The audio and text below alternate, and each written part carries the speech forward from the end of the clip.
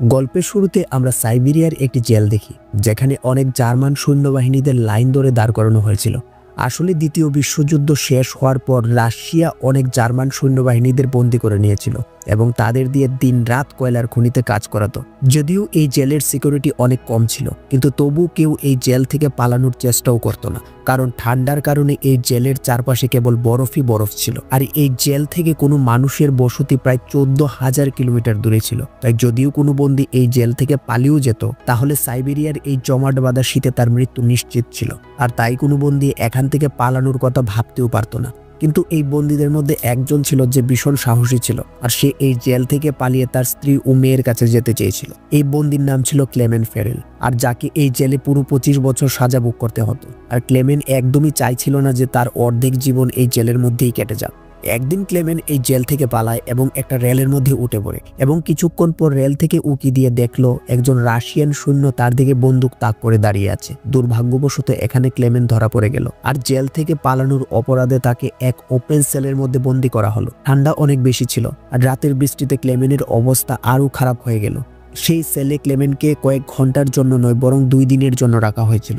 এখন পুরো 2 দিন পরের সকালে জেলের ওয়ার্ডেন তার কাছে এলো, আর তাকে সেল থেকে বের করে আনা হলো। কিন্তু কোনো নির্যাতন করা হলো না, শুধু এটুকুই বলা হলো যে তোমার সাথীরা অধীর আগ্রহে তোমার জন্য অপেক্ষা করছে। এখন যখন ক্লেমেনে তার সাথীদের সঙ্গে দেখা করলো, তখন সবাই লাঠি ডান্ডা হাতে নিয়ে তার জন্য অপেক্ষা করছিল। সবাই ক্লেমেনের উপর ভীষণ রেগেছিল, কারণ ক্লেমেনের পালানোর কারণে তাদের সবাইকে গত 2 দিন ধরে না খাইয়ে রাখা হয়। আর তখনই ক্লেমেন ওয়ার্ডেনের কথাগুলি বুঝতে পারলো। এরপর সে একজন ডাক্তারের কাছে গিয়ে সাহায্য চাইল। ডাক্তার ক্লেমেনের সাহস দেখে অবাক হয়ে গেল যে এত কষ্ট সহ করার পরও সে হাল ছাড়তে রাজি নয়। ডাক্তার তাকে বোঝালো এই জেল থেকে বেঁচে পালানো অসম্ভব, আর যদিও পালিয়ে যাও, বাইরের জমাট বাঁধা শীতে তোমার মৃত্যু হয়ে যাবে। কিন্তু আসল সত্য হলো, যদি তুমি এখান থেকে না পালাও, তবুও তোমার মৃত্যু নিশ্চিত, কারণ যেসব কয়লার খনিতে তুমি কাজ করো সেখানে কার্বনের মাত্রা অনেক বেশি, যা বাতাসের মাধ্যমে তোমার শরীরে ঢুকে ক্যান্সারের মতো মারাত্মক রোগ সৃষ্টি করতে পারে। আর তাই ডাক্তার ক্লেমেনকে বলল তোমার অন্তত একবার শেষ চেষ্টা করা অবশ্যই উচিত। এরপর ডাক্তার তার সব গরম কাপড়, জুতো এবং প্রয়োজনীয় জিনিসপত্র বের করে ক্লেমেনকে দিল, আর তাকে এটাও জানালো যে রাশিয়ান সৈন্যরা তাদের খাবার রেল লাইনের পাশে লুকিয়ে রাখে। এর সঙ্গে সে তাকে একটা বন্দুকই দিল, যাতে সে নিজের নিরাপত্তা করতে পারে। আসলে ডাক্তার এইসব জিনিস আগে থেকেই সংগ্রহ করেছিল, কারণ সেও জেল থেকে পালাতে চাইছিল। কিন্তু 1 সপ্তাহ আগে সে জানতে পারে যে সে একজন ক্যান্সারের রোগী, আর তার হাতে 1 মাসের বেশি সময় নেই। তখন সে ক্লেমেনকে একটা ল্যান্স বক্স দিল, আর বলল যদি তুমি বেঁচে থাকো তাহলে আমার পরিবারের কাছে এই ল্যান্স বক্সটি পৌঁছে দিও, আর বলো যে আমি আর এই দুনিয়াতে নেই। এরপর আবারও রাতের অন্ধকারে ক্লেমেন পালিয়ে গেল, আর এবার ট্রেন ধরার বদলে পায়ে হেঁটে যাওয়ার সিদ্ধান্ত নিল। সে পুরো রাত হেঁটে চলল, আর সকালেও হাঁটা চালিয়ে গেল, কারণ সে ভয় পাচ্ছিল যে কোনো রাশিয়ান সৈন্য তাকে ধরে নিতে পারে। পরদিন সকালে যখন ওয়ার্ডেন খবর পেল যে ক্লেমেন পালিয়েছে, সে সরাসরি ডাক্তারের কক্ষে গেল। কিন্তু তার পৌঁছানোর আগে ডাক্তার আত্মহত্যা করে নিয়েছিল, কারণ সে জানতো ক্লেমেন পালিয়েছে শুনে ওয়ার্ডেন তাকে ভয়ঙ্করভাবে নির্যাতন করে মেরে ফেলবে। এরপর ওয়ার্ডেন বহু সৈন্য পাঠালো ক্লেমেনকে খুঁজে বের করার জন্য, কিন্তু অনেকদিন খোঁজার পরও ক্লেমেনের কোনো হদিশ পাওয়া গেল না। ক্লেমেনের সৌভাগ্য ছিল যে তুষার শুরু হওয়ায় তার পায়ের চিহ্ন মুছে যাচ্ছিল, এতে করে তাকে খুঁজে পাওয়া কঠিন হয়ে পড়ে। সবাই ভাবতে লাগলো ক্লেমেন ঠান্ডায় জমে মারা গেছে, কিন্তু ওয়ার্ডেন মানতে রাজি হলো না, কারণ সে জানতো ক্লেমেন ভীষণ শক্তিশালী আর এত সহজে হার মানার ছেলে নয়। তাই সে খোঁজ চালিয়ে যেতে বলল। এদিকে আমরা ক্লেমেনকে দেখি যে পুরো জোর দিয়ে বরফ ঝড় পার করে এগিয়ে চলছে। জেল থেকে পালানোর 9 দিন পর হঠাৎ সে কুকুরের ঘেউ ঘেউ শুনে, আর যখনই সে পিছনে ঘুরে তাকায় দেখে একটা স্লেজ তার দিকে আসছে। সে পালানোর আগেই সেই স্লেজটি তার উপর দিয়ে চলে যায়। ঠিক তখনই ক্লেমেনের চোখ খুলে, আর সে বুঝতে পারে এটা একটা স্বপ্ন ছিল। আসলে ক্লেমেন টানা 9 দিন ধরে হেঁটে চলছে, আর এখন তার খাওয়ারও ফুরিয়ে গেছে। ক্ষুধা আর ক্লান্তির কারণে তার এগিয়ে যাওয়া কঠিন হয়ে পড়ে, কিন্তু তবুও ক্লেমেন হাল ছাড়েনি এবং কোনোভাবে হারতে থাকে। কয়েকদিন পর তার শরীরও আর সাড়া দেয় না, আর সে ক্ষুধায় অজ্ঞান হয়ে পড়ে। কয়েক ঘন্টা পর তার জ্ঞান ফেরে। সে চারপাশে একটা অদ্ভুত শব্দ শুনতে পায়। তখন সে একটা সিল মাছ দেখে, আর সেটা দেখে সে ভীষণ আনন্দিত হয়। সে সাথে সাথেই বন্দুক বের করে গুলি চালাতে চায়, কিন্তু দুর্বলতার কারণে তার নিশানা মিস হয়ে যায়, আর সেই সিল মাছ পালিয়ে যায়। বহুদিন পর বেঁচে থাকার সামান্য আশা পেয়ে ক্লেমেন সেটা হাতছাড়া করতে চায়নি, তাই সে সিলের পেছনে দৌড়াতে থাকে। কিন্তু দৌড়ানোর সময় বরফ ভেঙে সে পানিতে পড়ে যায়, আর তার পায়ে আঘাত লাগে। তবুও সে হাল না ছেড়ে সিলের পেছনে দৌড়াতে থাকে। ঠিক গুলি চালানোর আগে সিল বরফের পেছনে লুকিয়ে পড়ে। তারপর সে সামনে এগিয়ে আবার সিলকে দেখতে পায়, আর এইবার সে শেষ গুলি চালায়। সৌভাগ্যবশত সঠিকভাবে সেটা লাগে। এটা দেখে ক্লেমেন খুশিতে চিৎকার করে ওঠে, কারণ এখন আর যাত্রার পথে খাবারের দুশ্চিন্তা ছিল না। বহুদিন পর সে পেট ভরে খায় আর বিশ্রাম করে সে তার যাত্রা আবার শুরু করে। এত দীর্ঘ যাত্রায় ক্লেমেন একা ছিল, চারপাশে শুধু বরফ আর বরফ। এই পরিবেশে কারোর মানসিক অবস্থা খারাপ হয়ে যেতে পারে, তাই সে নিজের সঙ্গে কথা বলতে থাকে আর পজিটিভ কথা বলে নিজেকে সামনে এগোনোর জন্য মোটিভেট করত। সে সবসময় কম্পাস ব্যবহার করে নিজের দিক ঠিক রাখত, যাতে এই বরফের মরুভূমিতে হারিয়ে না যায়। এইভাবে দিন কেটে যাচ্ছিল, আর তারপর একটানা 2 মাস হাঁটার পর ক্লেমেন হঠাৎ দূরে একটা গাছ দেখতে পায়। গাছটা দেখে সে এত খুশি হয় যে সে কোনো গুপ্তধন পেয়েছে। সে দৌড়ে গিয়ে সেই গাছটাকে জড়িয়ে ধরে। আসলে এই গাছের মানে ছিল যে ক্লেমেন টানা 2 মাস হেঁটে অবশেষে বরফময় অঞ্চল পার করেছে, আর সামনে জঙ্গল শুরু হচ্ছে। অল্প কিছুটা এগোনোর পর সত্যি তাই হলো। এখান থেকে জঙ্গল শুরু হয়েছিল, বরফ শেষ হচ্ছিল। জঙ্গলে ঢুকে সে ভীষণ খুশি হলো। সে কাঠ জড়ো করে আগুন জ্বালালো আর বহু মাস পর শান্তিতে ঘুমালো। আর পরদিন সকালে তার জন্য কি অপেক্ষা করছিল সেটা কিন্তু কেউ জানতো না। অন্যদিকে আমরা ওয়ার্ডেনকে দেখি, যে তখনও ক্লেমেনের খুঁজে ছিল। সে তার সার্চ পার্টিকে নির্দেশ দিল যে তারা 500 কিলোমিটার মধ্যে ক্লেমেনকে খুঁজতে। এদিকে ক্লেমেন জঙ্গলের ভেতর দিয়ে এগিয়ে যাচ্ছিল। হঠাৎ প্রবল তুষারঝড় শুরু হলো। ঝড় এত তীব্র ছিল যে বড় বড় গাছ মাটি থেকে উপড়ে পড়তে লাগলো। ক্লেমেন যখন এগুতে চেষ্টা করেছিল, তখন এক বিশাল গাছ তার উপরে পড়ে গেল।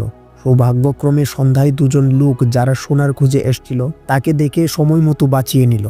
এরপর 3 জন একসঙ্গে যাত্রা চালিয়ে গেল। কয়েকদিনের মধ্যে তারা বরফময় এলাকা থেকে বেরিয়ে এলো। পথে তারা একটা নদী পেল, যেটা পার হতে তারা কাঠের নৌকা বানালো। আর নদী পার হওয়ার সময় তারা নিজেদের শৈশবের গল্প শেয়ার করতে লাগলো। কিন্তু হঠাৎ নদীর স্রোত খুব বেশি হওয়ায় নৌকা নিয়ন্ত্রণের বাইরে চলে যায়। তখন তাদের একজন ভারসাম্য হারিয়ে পানিতে পড়ে গেল, আর সে সাঁতার জানতো না। ডুবে যেতে দেখে ক্লেমেন পানিতে ঝাঁপ দিল আর কোনোভাবে তাকে বাঁচালো। কিন্তু অন্য সঙ্গী তাদেরকে ডুবতে দেখেও কিন্তু সে একা পালালো। সে ভীষণ লোভী ছিল, ভেবেছিল তারা 2 জন মরে গেছে, আর তার বন্ধুর সোনাগুলিও সে নিয়ে নিল। কিছুক্ষণ পর ক্লেমেন আর বেঁচে যাওয়া লোকটা টেন্টে পৌঁছালো। তখন লোকটা রাগে গুলি করে তার বন্ধুকে মেরে ফেলল। কিছুক্ষণ পর ক্লেমেন লোকটাকে সাহায্য করার জন্য লোকটাকে বলল, তোমার হাতের জিনিসপত্রগুলো আমাকে দাও। কিন্তু সে সন্দেহ করতে লাগলো যে হয়তো সেও তার সোনা নিতে চাইছে। তাই সে ক্লেমেনের উপর হামলা করলো এবং তাকে ধাক্কা দিয়ে ফেলে দিল। ক্লেমেন অজ্ঞান হয়ে গেল। কিছুক্ষণ পর যখন তার জ্ঞান ফেরল, সে দেখলো একদল নেকড়ে তার দিকে এগিয়ে আসছে। জীবন বাঁচাতে একটা গাছে উঠতে লাগলো, কিন্তু উঠতে গিয়ে এক নেকড়ে তার পায়ে কামড়ে ধরলো। গাছটা দুর্বল ছিল, মাঝখান থেকে ভেঙে গেল। এখন ক্লেমেন ভেবেছিল তার মৃত্যু নিশ্চিত, কিন্তু হঠাৎ একটা গুলির আওয়াজ শুনতে পাওয়া যায়, আর মাটিতে একটা নেকড়ের মৃতদেহ, আর বাকি নেকড়েগুলা পালিয়ে গেল। একদিন গ্রামে একটা চিঠি এলো, যা ওয়ার্ডেনের ছিল। তাতে লেখা ছিল, একজন জার্মান সৈন্য আমাদের জেল থেকে পালিয়েছে, আর কেউ যদি তাকে আশ্রয় দেয় তবে সে বিশ্বাসঘাতকতার গণ্য হবে। তাই না চাইতেও ক্লেমেনকে সেই গ্রাম ছাড়তে হয়েছিল। তারা 2 জন কয়েকদিন ধরে হাঁটতে থাকলো। পথে তারা একটা কাঠের ফ্যাক্টরি দেখতে পেল। তখন ক্লেমেনের কুকুর খাবারের খোঁজে দৌড়ে সেটার মধ্যে ঢুকে পড়ে, আর কুকুরটাকে বাঁচাতে ক্লেমেনও ভেতরে ঢুকে পড়ল। সেখানে কর্মচারীরা তাকে চিনে ফেলল আর মালিকের কাছে নিয়ে গেল। মালিকের কাছে ক্লেমেনের তার পুরো কাহিনী বলল। তখন সবাই তার প্রতি সহানুভূতিশীল হলো, তাকে খাবারও দিল, আর জার্মানির দিকে যাওয়ার ট্রেনে তুলে দিল। ক্লেমেন খুশি হলো, ভেবেছিল এবার বাড়িতে পৌঁছাবে। কিন্তু সে জানতো না ফ্যাক্টরির মালিক তার খবর ওয়ার্ডেনকে দিয়েছে। এখন ওয়ার্ডেন সৈন্য নিয়ে স্টেশনে তার অপেক্ষা করছিল। কিন্তু স্টেশনে পৌঁছানোর আগেই ক্লেমেন দূর থেকে রাশিয়ান সৈন্যদেরকে দেখে নিল। সুযোগ বুঝে ট্রেন থেকে লাফিয়ে নেমে পড়ল, কিন্তু দুর্ভাগ্যক্রমে সৈন্যরা তাকে দেখে ফেলল।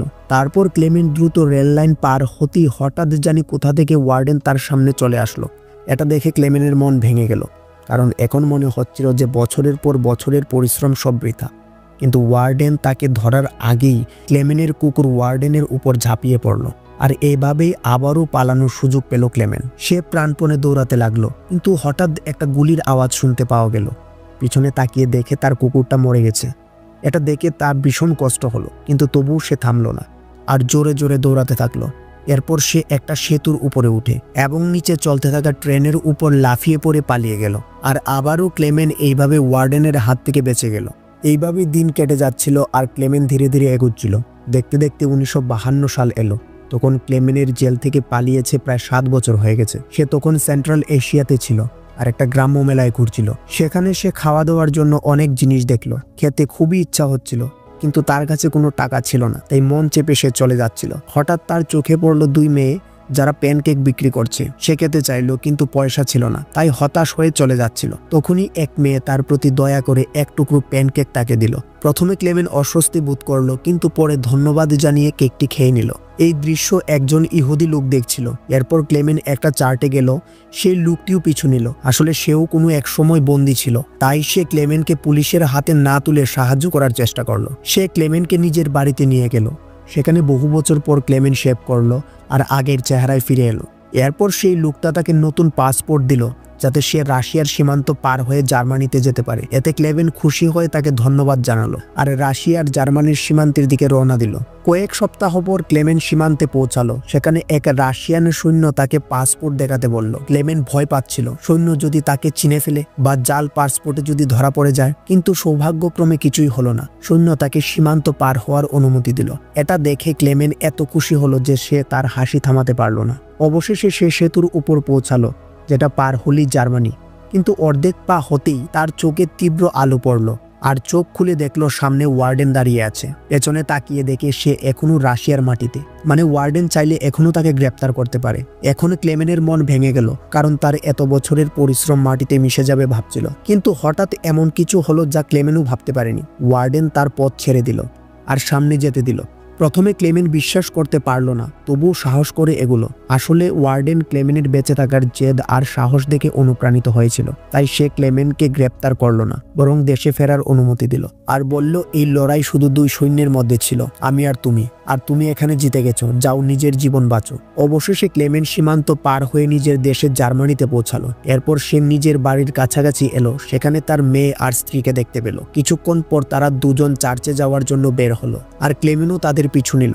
যদিও সে তখনও মেয়েকে ডাকেনি, কারণ মেয়ের মনে সবসময় আশা ছিল যে একদিন বাবা ঠিক ফিরে আসবে। যখন মেয়ে পিছনে ঘুরে তাকালো, সে তার বাবাকে চিনে ফেললো আর দৌড়ে গিয়ে তাকে জড়িয়ে ধরলো। বহু বছর পর ক্লেমেনকে জীবিত দেখে তার স্ত্রীর আনন্দের সীমা রইল না। অবশেষে তারা তিনজন একে অপরকে জড়িয়ে ধরল।